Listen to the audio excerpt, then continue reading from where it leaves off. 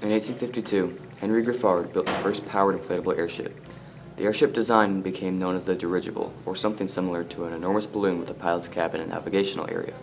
As time passed, designs and uses of lighter-than airships also changed. The airships were quiet, could fly safely over any terrain, and the only threat of high winds prevented their use. The United States was the only country to use the airships during World War II, and the airships played a small but important role. The Navy used the blimps for patrolling off coastlines during the war. The pilots and crew members were well trained in spotting enemy submarines and other ocean vessels from the skies above the seas. The blimps were armed with explosive depth charges that could be dropped on submerged enemy targets, and the airships were also outfitted with mounted guns for engaging or distracting the enemy if needed. In addition to anti-submarine missions, the airships assisted in search and rescue, photographic reconnaissance, escorting Allied ships, and assisting convoys during wartime.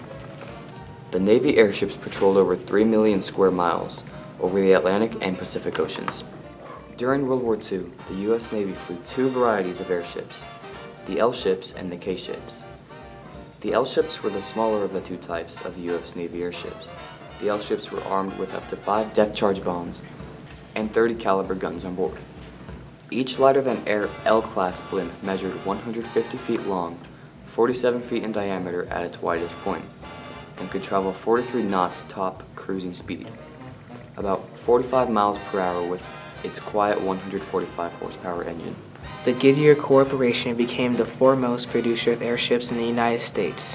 In 1973, the U.S. Navy ordered a prototype airship from Goodyear. The prototype was labeled K-2 and was the first of the K-class design.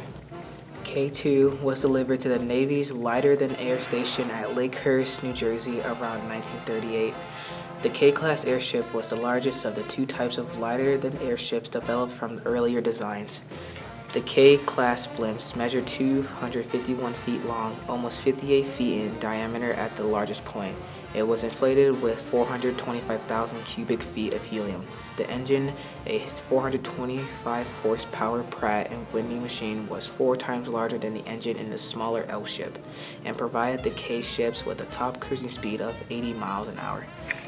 The K ships were primarily used for anti-submarine patrols and convoy escorts in both of the Atlantic and Pacific Ocean, as well as the Caribbean and Mediterranean seas. In the K class, the crew members and equipment was carried in a 40-foot-long gondola, suspended from the bottom of the inflated envelope. The airships were equipped with early radar and magnetic detection equipment.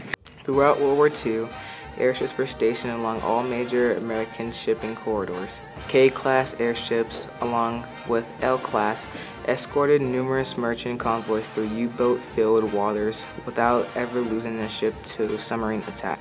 Officially, only one American K-class airship was lost to enemy action.